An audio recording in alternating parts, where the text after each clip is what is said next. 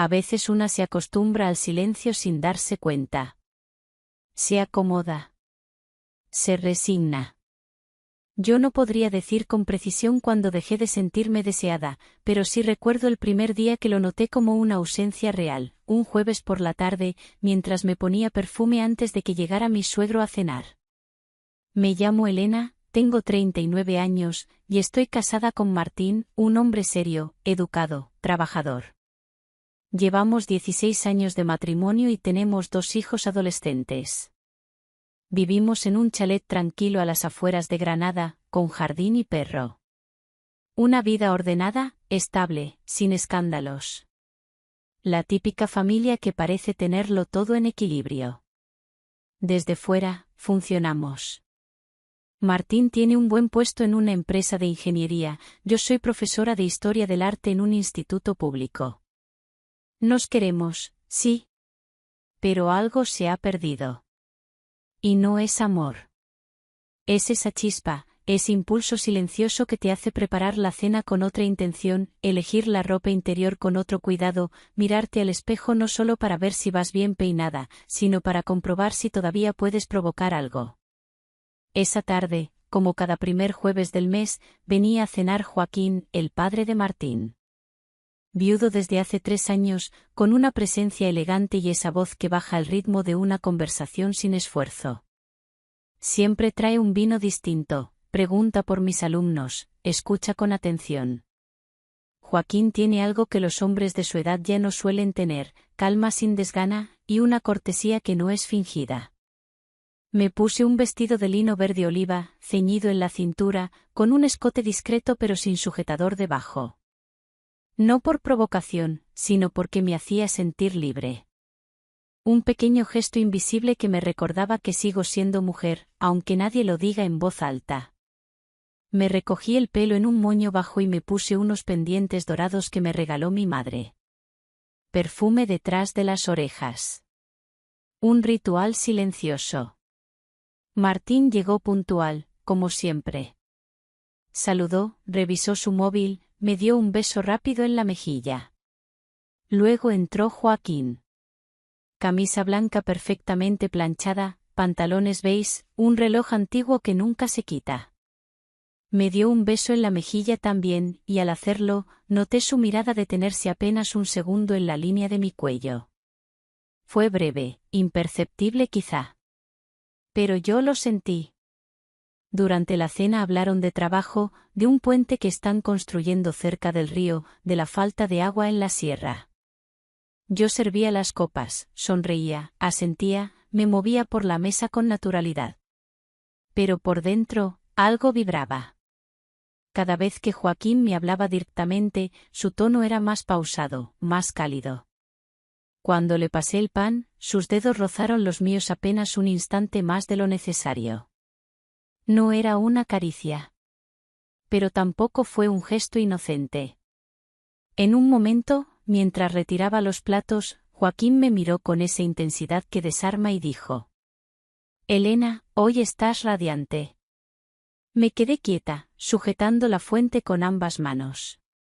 No por el elogio en sí, era una frase sencilla, sino por cómo la dijo. Con pausa. Con un tono que no se usa para hablar de una camisa bonita. Contesté un gracias, discreto, sin mirar directamente, y llevé los platos a la cocina intentando que no me temblaran los dedos.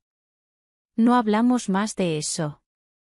La noche continuó con risas, con café, con comentarios triviales. Pero algo se había movido. Esa frase había dejado una grieta. Esa noche, al acostarnos, me acerqué a Martín en la cama. Busqué su abrazo. Él murmuró algo y se giró hacia el otro lado. Dormía tranquilo. Y yo, en cambio, sentí el peso de mi propia respiración, los latidos que no se calmaban. A la mañana siguiente, me levanté antes de todos. Me preparé un café con las luces aún apagadas. Pensé en la noche anterior. En su mirada. En mis reacciones. Me pregunté cuándo fue la última vez que alguien me vio así, no como esposa, madre o profesora, sino como mujer. Esa misma semana, surgió una situación inesperada. Una reunión en la empresa de Martín lo obligaba a cancelar una visita familiar en Almuñécar. Preguntó si me molestaría ir yo en su lugar, acompañada de su padre. Era lógico. Compartíamos coche, conocíamos el lugar. Dije que sí. Sin titubeos.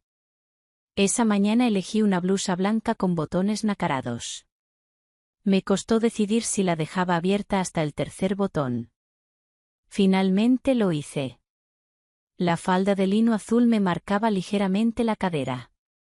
Ropa adecuada, nada provocador. Pero todo elegido. Incluso la ropa interior, un conjunto marfil, simple pero con encaje. Por primera vez en mucho tiempo, me vestía para mí. El trayecto fue tranquilo. Joaquín conducía con suavidad. Hablábamos poco, pero cada frase tenía un peso nuevo. Cuando su mano se acercaba a la palanca de cambios, notaba el calor cerca de mi pierna. Y aunque no había contacto, mi cuerpo lo percibía. En una parada, entramos en una tienda de carretera. Compré un café. Al salir, él ya me había comprado uno. Recuerdo que te gusta con leche templada, dijo. Nos miramos. Solo eso. Una mirada sostenida. Pero yo no recordaba la última vez que alguien se fijó en cómo me gusta el café. Durante la visita familiar, todo fue normal. Pero cada vez que Joaquín me hablaba, cada vez que se acercaba, sentía que algo invisible nos rodeaba. Un campo de energía que no se tocaba, pero se intuía. Al volver a casa, el silencio en el coche pesaba. Nadie dijo nada, pero ambos sabíamos que lo que no se decía, hablaba más fuerte. Desde aquel viaje al Almuñécar, algo en mí había cambiado. No hubo palabras explícitas. No hubo gestos que pudieran ser juzgados. Pero el silencio se volvió más denso. Cada recuerdo del trayecto, del café que él me ofreció sin preguntarme cómo lo tomaba, de sus ojos que me buscaron mientras yo fingía mirar por la ventana, todo eso seguía conmigo, como si se hubiera tatuado en mi piel. Los días en casa transcurrían con aparente normalidad. Martín seguía su rutina, con su desayuno rápido, sus llamadas de trabajo, sus noches frente al portátil. Yo también, clases, alumnos, comidas que nadie elogiaba, la ropa de los niños, la lista del súper. Todo estaba en su sitio. Todo, excepto yo. Una tarde, al volver del instituto, lo encontré a él, a Joaquín, sentado en el porche. Había pasado a dejar unos documentos para Martín. Yo aún llevaba mi blusa de manga francesa, el cabello recogido a medias. Estaba acalorada, con la piel brillante y la voz un poco rota del día. Nos saludamos con la cordialidad de siempre. Pero cuando le ofrecí un vaso de agua y se lo entregué, nuestros dedos se rozaron. Muy brevemente. Como una chispa que apenas toca, pero arde. Él apartó la vista con elegancia. Yo también. Y sin embargo, ese segundo quedó vibrando entre nosotros mucho después de que se fuera. Esa noche, al prepararme para dormir, me miré en el espejo largo del armario. Me vi como si fuera otra. El camisón de algodón blanco caía sobre mis hombros, casi transparente bajo la luz tenue. Noté cómo mi cuerpo aún era joven, aún era fuerte, aún era deseable, si alguien se tomaba el tiempo de mirarlo de verdad. Pero Martín ya no lo hacía. Comencé a poner más atención en los detalles. No algo evidente. No lo que pudiera parecer sospechoso. Solo pequeños gestos, el perfume antes de salir, un peinado más suelto, una falda con vuelo, una blusa con botones en lugar de cuello cerrado. Era como redescubrirme. No por él. Por mí. Y sin embargo, sabía que Joaquín notaba cada uno de esos detalles. Aunque no dijera nada. Una mañana, Martín me anunció que su padre se quedaría unos días con nosotros. Había tenido problemas con una obra que estaba supervisando en las afueras y prefería no volver a su casa vacía por la noche. Yo asentí sin mostrar reacción. Pero por dentro, una corriente eléctrica me recorrió de golpe. La habitación de invitados se preparó como siempre. Sábanas limpias, toallas suaves, una vela aromática que ponía cuando venía visita. Todo correcto. Todo familiar. Pero esa noche, mientras colocaba los cojines sobre la cama, mis manos temblaban. No de miedo. De anticipación. Él llegó con su maleta pequeña y su discreción habitual. Saludó con esa voz calmada y mirada firme. Yo estaba en la cocina terminando de preparar algo ligero para cenar. Martín no estaba. Había salido con compañeros de trabajo. Joaquín entró, preguntó si necesitaba ayuda. Le dije que no. Pero se quedó. Se sentó en una de las sillas altas junto a la barra y me miró en silencio mientras cortaba tomates. Huele bien, comentó, sin dejar de observarme. Todo lo que haces tiene detalle. No supe qué responder. Sentí el rubor subirme a las mejillas. Bajé la vista, seguí con la ensalada. Pero mi respiración ya había cambiado. Esa noche comimos en el patio. Él, yo y el silencio. No hablamos de nada importante. Pero cada frase tenía otra capa, como si debajo de cada palabra hubiera algo que no nos atrevíamos a sacar a la luz. Al terminar, se ofreció a recoger los platos. Le dije que no hacía falta, pero insistió. En la cocina, mientras lavaba una copa, su voz volvió a llenar el espacio. ¿Te sientes bien aquí? ¿Aquí? Pregunté. En tu vida, aclaró. Con todo esto. Esa pregunta me descolocó. Me obligó a mirarlo. No respondí. Me limité a secar un plato con el paño y a dejarlo sobre la encimera. Él no insistió. Pero ya lo había dicho todo. Pasaron 3 días. 3 días de convivir en la misma casa, de cruzarnos en la cocina, en el pasillo, junto al lavavajillas. Cada movimiento medido. Cada palabra cuidadosamente escogida.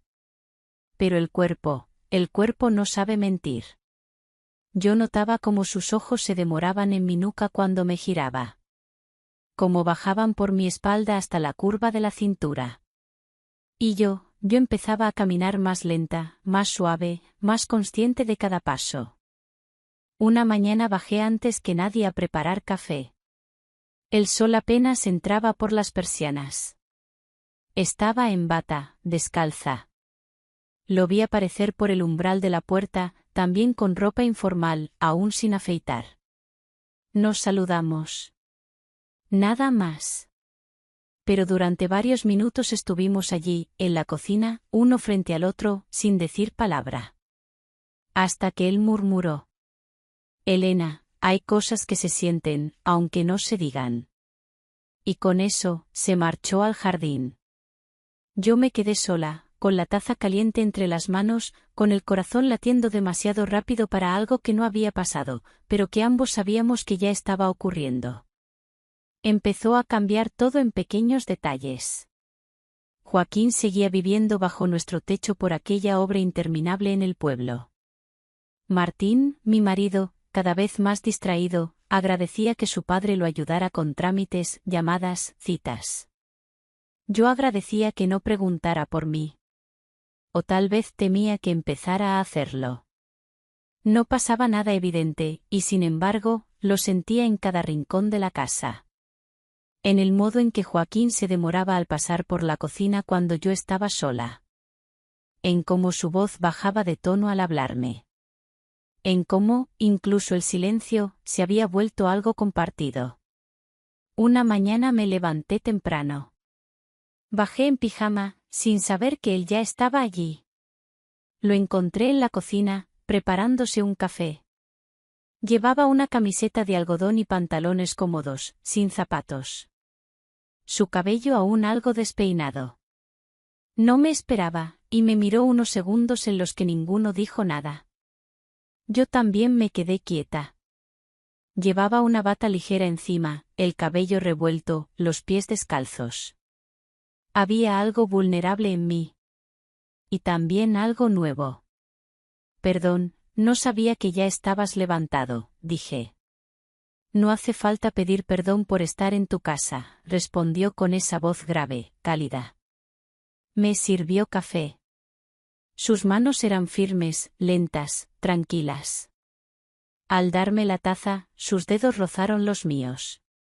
Fue breve. Pero suficiente. Su mirada no me tocó el rostro, sino el hombro descubierto. Un segundo. Nada más. Pero algo dentro de mí tembló. Pasaron días así. Sin palabras mayores. Sin gestos obvios. Pero cada minuto estaba cargado. Yo buscaba sin querer su presencia, como si él fuera una llama en una casa llena de sombra. Me sorprendía arreglándome más, peinándome con cuidado, usando perfumes suaves, eligiendo ropa que marcara ligeramente la cintura, pero sin exagerar. Solo lo justo para recordarme a mí misma que aún era una mujer. Una tarde, Martín llegó tarde. Joaquín y yo cenamos antes. Una sopa ligera, algo de pan. Hablamos del jardín, de libros, de una película antigua que daban en televisión. Todo perfectamente inofensivo. Pero cuando él me miraba mientras hablaba, yo sabía que ambos estábamos manteniendo un equilibrio muy frágil. Al terminar, me ofrecía fregar los platos. Él quiso ayudar. Se puso a secar mientras yo lavaba. Nuestros cuerpos se movían cerca, casi sincronizados. En silencio. No sueles dejar que te ayuden, comentó en voz baja. Hoy me apetecía compañía, respondí sin pensarlo. Un segundo de silencio. No hacía falta más. Ni una palabra adicional. Esa noche no pude dormir.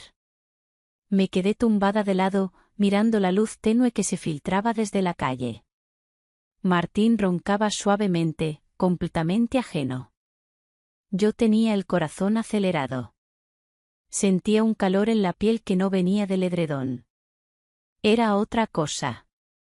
Un estado del cuerpo que no depende de caricias, sino de la posibilidad de que ocurran. Al día siguiente, el clima cambió. Llovía. Una lluvia suave, persistente. Joaquín canceló una salida al centro por el mal tiempo. Yo también me quedé en casa, aprovechando para poner orden en armarios, revisar papeles. En un momento dado, coincidimos en el pasillo. Yo venía de doblar mantas del cuarto de invitados, él subía con un libro en la mano. Nos detuvimos. Frente a frente. Muy cerca. Llueve, dijo. Sí. Otra pausa. A veces es bueno que llueva, añadió. ¿Por qué? Porque nos obliga a quedarnos en el mismo lugar, dijo, con los ojos fijos en los míos. A no huir. Yo respiré hondo. Pero no dije nada. El resto del día fue lento.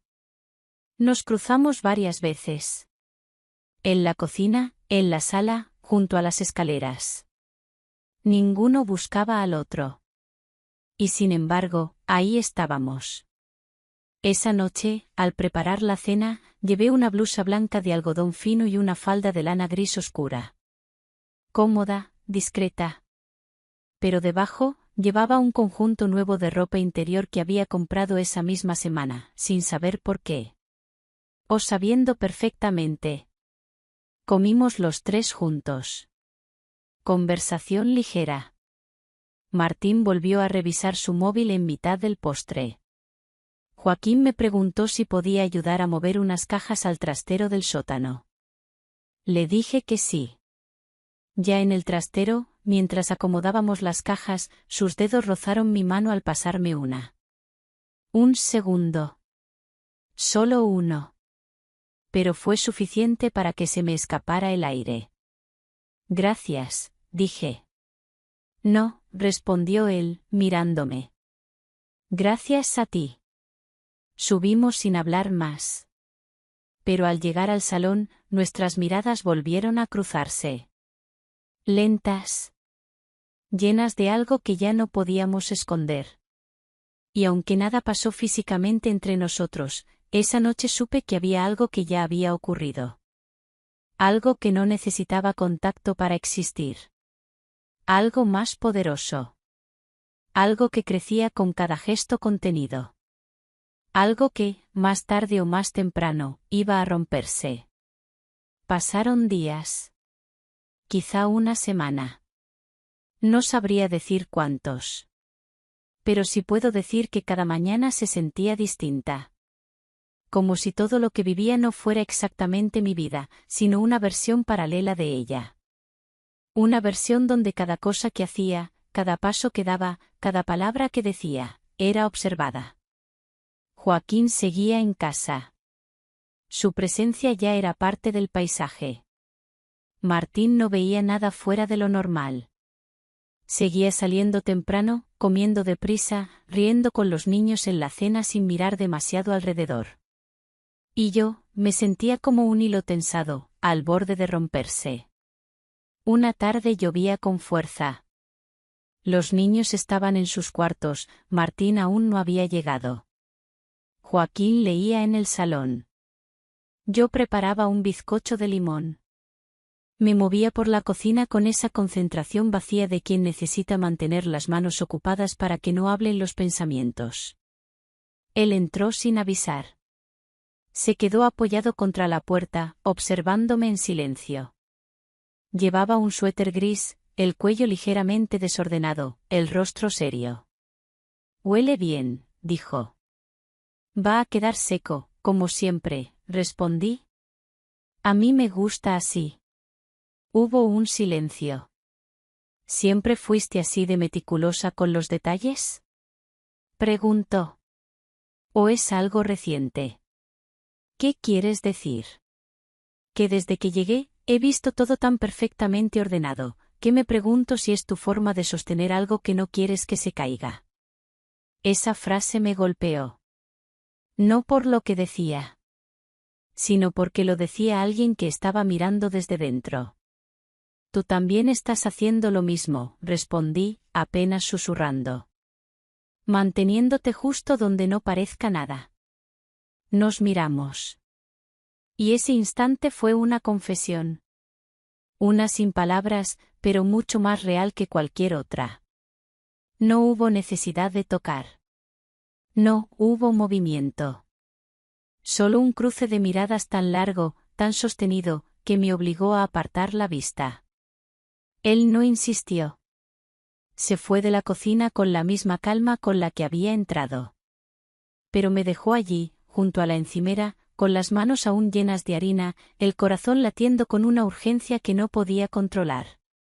Esa noche me encerré en el baño antes de dormir. Me miré en el espejo largo de la pared. Llevaba una camiseta suelta y pantalones de algodón, el cabello aún húmedo. Pero en mis ojos había algo nuevo. Una certeza.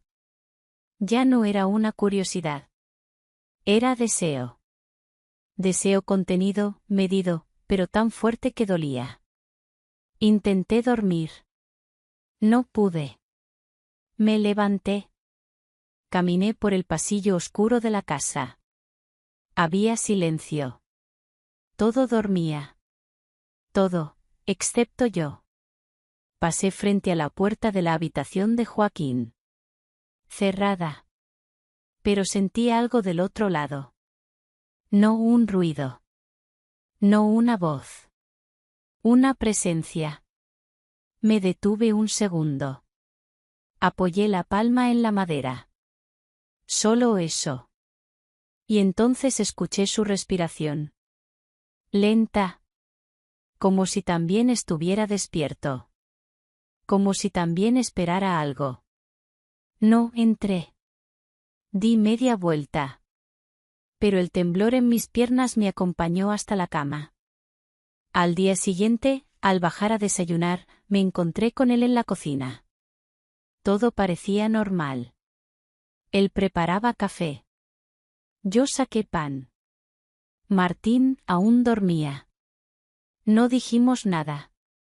Pero cuando pasé junto a él para coger un vaso, su mano rozó la mía con suavidad. Como quien no tiene intención de tocar, pero tampoco evita el contacto. Esta vez no aparté la mano de inmediato. Dejé que ese roce durara un segundo más. Solo un segundo. Pero suficiente para que el mundo alrededor se volviera más denso, más lento. Él se volvió hacia mí. Y sin decir palabra, me sostuvo la mirada. Tranquilo. Serio. Casi desafiante. Y ahí lo supe. No era un juego. No era curiosidad. No era una grieta emocional de paso. Era una elección. Y pronto, alguien iba a tener que tomarla. La lluvia de la noche anterior seguía marcando el ritmo de la mañana. Las gotas caían suaves, como si quisieran recordarme que hay cosas que no se detienen aunque uno lo intente. Me desperté antes que todos. No por el despertador. Por dentro. El cuerpo ya estaba en alerta. Bajé a la cocina en bata, con el cabello recogido de cualquier forma. Joaquín ya estaba ahí, tomando café, en silencio. Se había vuelto parte de la casa, como un mueble más, solo que había una energía en su presencia que no me dejaba respirar con naturalidad. Buenos días, dije. Buenos, contestó con voz baja, sin levantar la vista de la taza. Pasaron unos segundos. El aire estaba cargado, pero el ambiente era tranquilo. Era extraño cómo lo cotidiano podía sostener tanto sin romperse. Yo preparaba tostadas. Él miraba por la ventana. El día era gris, lento, tibio. Parecía suspendido. Martín me dijo que tiene comida con clientes hoy, murmuró, como si no importara. Sí, vuelve tarde, respondí, como si tampoco importara. Pero los dos sabíamos que sí importaba. Porque cada vez que estábamos solos, algo en la casa cambiaba de temperatura. El día transcurrió con normalidad aparente. Me dediqué a ordenar armarios, revisar correos del trabajo, contestar mensajes sin sentido. Joaquín salió a hacer unas compras. Nos evitamos, pero solo en la superficie. Porque por dentro, cada minuto que pasaba nos acercaba más a lo inevitable. Por la tarde, la casa estaba en silencio. Los niños con sus actividades, Martín aún en la oficina. Yo preparé un té y subí a mi cuarto. Me duché con calma. Agua templada, la piel erizada no por frío, sino por la expectativa que no sabía cómo nombrar. Al vestirme, elegí algo cómodo pero bonito, un vestido largo de algodón fino, color azul oscuro, que me abrazaba la cintura y caía con suavidad. No era una prenda provocadora. Pero sí una que me hacía sentir consciente de mi cuerpo. El cabello lo dejé suelto, húmedo aún. Perfume suave en el cuello, detrás de las orejas. Un gesto que tenía más que ver conmigo que con los demás. Cuando bajé, la casa seguía en calma. Joaquín estaba sentado en el salón, con un libro abierto en las rodillas que claramente no leía. Me miró al entrar.